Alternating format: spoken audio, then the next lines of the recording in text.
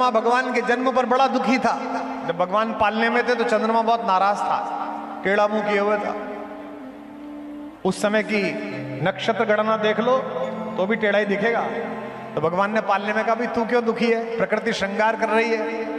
उसने कहा हमारा क्या, आप तो सूर्यवंशी हो, आपके नाम में तो सूर्य ही सूर्य है, हमारा क्या मतलब है। भगवान ने कहा दुखी मत हो, मैं सबके कल्याण के लिए आया हूं।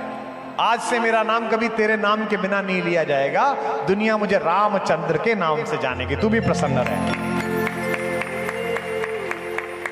गुप्त जी लिखते हैं बुंदेलखंड के, रात्रि में जनता बैठी, आनंद लीजिए इसका, कि तदनंतर बैठी सभा उटज के आगे, नीले वितान के तले दीप बहु जागे, टकटकी लगाए नयन सुरों के थे वे, सब टकटकी लगाए थे, पता नहीं क्या होगा, परिणाम उत्सुक उन भयातुरों के थे वे, वह चंद्रलोक था कहां चांदनी वैसी, प्रभु बोले गिरा गंभीर गूढ़ निधि जैसी। एकदम भगवान बोले, हे भरत भद्र अब कहो अभीप्सित अपना, भैया बताओ क्यों आए, क्या चाहिए।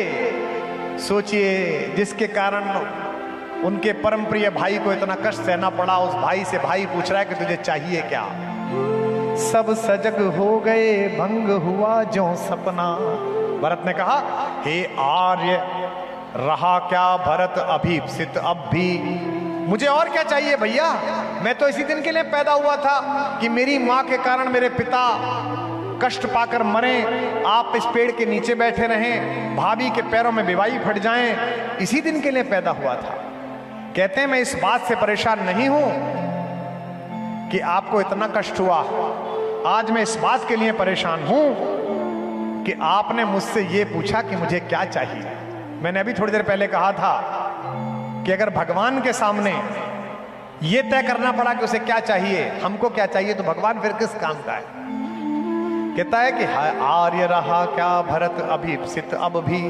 भगवान ने क्या करा, प्रभु ने भाई को पकड़ हृदय पर खींचा, रोदन जल से सविनोद उसे फिर सींचा। और ये दो पंक्ति सुनिएगा, कहा बेटा मुझसे क्यों नाराज होता है, तेरे आशय की थाह मिलेगी किसको, जनकर माता भी जान न पाई जिसको।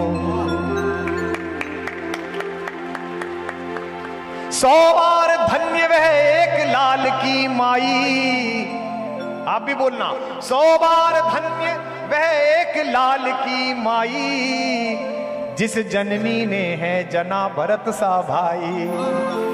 पागल सी प्रभु के साथ सभा चिल्लाई, 100 बार धन्य वह एक लाल की माई। ऐसा भाई जिसको प्राप्त हो जाए, बड़ा प्रसिद्ध प्रसंग है, मैंने कई बार सुनाया भी है और बहुत सारे लोग इसे सुनाते भी हैं, लेकिन कुछ लोगों को इसमें अत्यंत आनंद मिलता है इसलिए मैं सुना रहा हूं। बाकी मुझे शबरी पर विशेष रूप से आज बोलना है। उस दिन भरतलाल जी को 3 चीजें देकर भेजा भगवान ने। पहली नीति, कि बेटा कुछ हो जाए नीति पर चलना। दूसरी खड़ाऊं, और तीसरी क्षमा। भरत के मन में अपनी मां को लेकर बड़ा क्रोध था, भगवान ने उसे क्षमा से भरकर भेजा। और कैकेयी ने जब समझाया कि बेटा तुझे याद है राम, आधी रात तू मेरा सपना देखकर दीदी के पास से उठकर आता था और दीदी कहती थी अरे ओ बावली तेरा ये ओ कोयल तेरा बच्चा जाग गया, तू वही राम है। होने पर बहुधा अर्धरात्रि अंधेरी, जी जी आकर करती पुकार थी मेरी।